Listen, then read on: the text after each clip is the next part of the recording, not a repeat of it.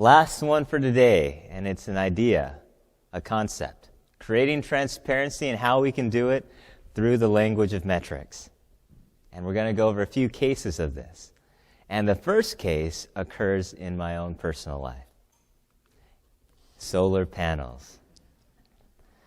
So a marketing guy gets to my mother on the phone and convinces her that you are an idiot if you don't have these on your house. So she says, oh, okay, you can come over and you can tell us about it, but my husband has to be there. So he comes over, sits down with them, and then a couple minutes into it, Dr. Dean says, hey, Isaac, come in the room. And he sits me down. And then he says, oh, actually, my son takes care of everything around the house, so you can talk with him. And they both leave. And so we have this professional solar panel guy, and I'm dressed in very normal clothes, so I look like I'm 15 at the time. And he probably thinks I'm 15 at the time. And so here we are having this conversation about solar panels. And he begins explaining to me the technical details of how solar panels work, how it saves money. He helps me watch a video saying this is how it goes into the solar panel, this is how money comes out, basically. And he tries to explain to me how these panels work. And after about a half an hour, 45 minutes of this, I can only be nice for so long. And then I have to stop him and I say, okay, this is great that you know so much about solar panels. But there's only a few things that I think you need to know about me, and there's only a few things I need to know about you. And so this is what you need to know about me. You can't put this thing on the roof, for one, because my parents don't want anything on our roof. So you have to find another way. He's like, great. Then I said, the average monthly energy bill for us is $215. We know this because we actually track our energy, and we have for over 3 years. And so this is our actual energy cost. Then I ask him, tell me your proposal. How much money are you going to save me knowing this? And he says, well, over 20 years, the cost will be $37K up front. And then over these 20 years, if you didn't have solar, it would cost $77. And we have a 20-year warranty.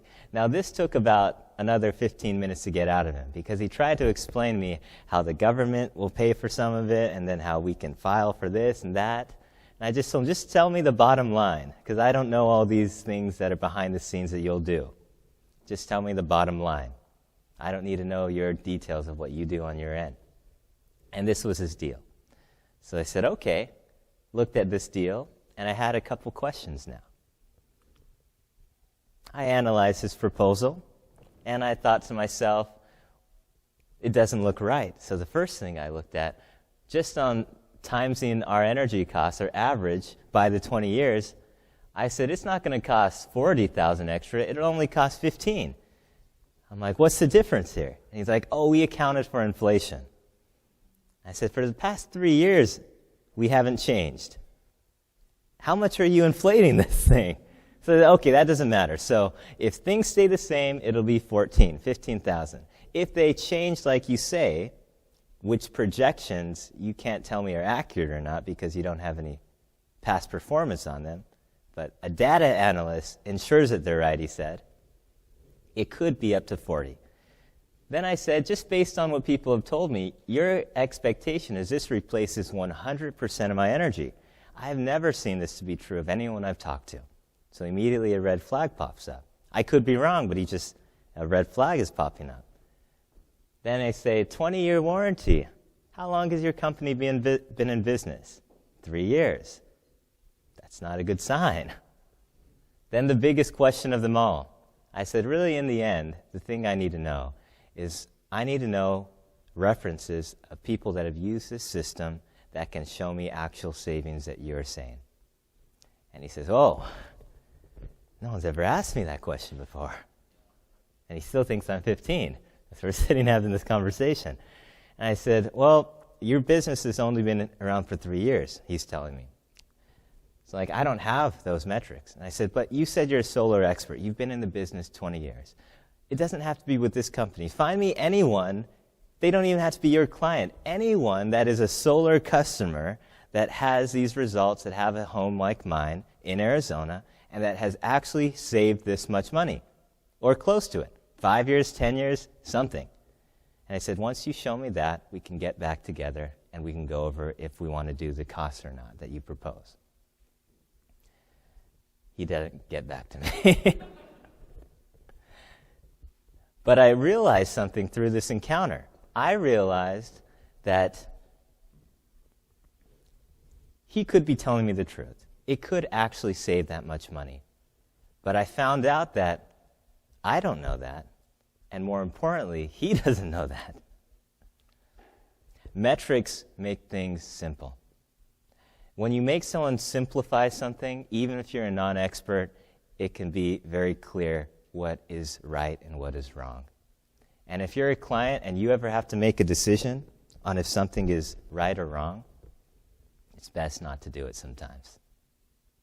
That's the thing in life, actually. If you don't know and you can avoid doing it, don't do it.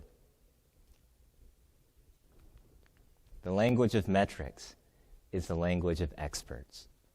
It's how experts can simplify complex things in a simple words that non-experts can understand. It requires little communication, and it's always tied to dominant things like time and money.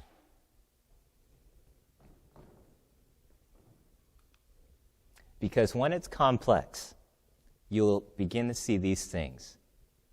The client's need to trust increases, whether you want to or not. If it's complex, this will automatically occur. Thinking, decision-making, which always leads to then what begins to cost vendors the most money. Communication, and then management, direction, and control.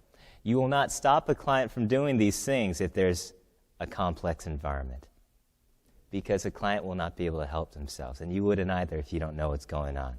You'll see more emails going back and forth, you'll need more meetings, and then they'll begin telling you what to do because they don't think you know what you're doing, because you don't if you can't make it simple. We are going from a complex environment to a simple, transparent environment done through utilizing expertise. It's always what we're doing in Best Value. All these characteristics come in a package. If you have one, you have the others. If you enjoyed this video, make sure to hit the thumbs up button and subscribe to our channel for more content. If you have any questions about the Best Value approach or for Dr. Dean, leave them in the comment section below and we'll get to them in a later video. Thanks, and we'll see you next time.